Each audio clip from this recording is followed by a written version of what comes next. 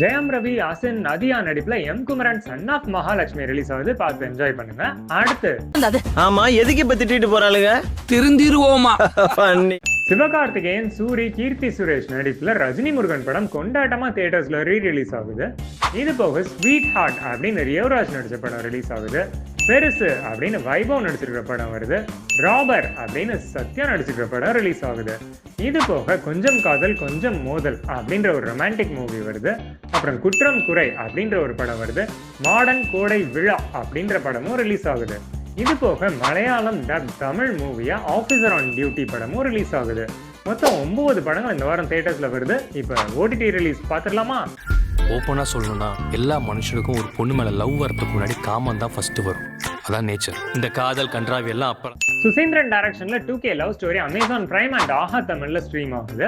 ராமம் ராகவம் அப்படின்னு சமுத்திரகனி நடிச்சிருக்க படம் சன்நெக்ஸ்ல ஸ்ட்ரீம் ஆகுது. பொன்மான் அப்படின்ற ஒரு மலையாளம் மூவி ஹாட்ஸ்டார்ல ஸ்ட்ரீம் ஆகுது. அப்புறம் ஏஜென்ட் அப்படின்ற ஒரு தெலுங்கு மூவி சோனி லிவ்ல வருது. எல்லா படங்களையும் பார்த்து வீக்கெண்ட் என்ஜாய் பண்ணுங்க. இந்த மூவிஸோட ரிவ்யூஸ்ல சந்திப்போம். பாய்.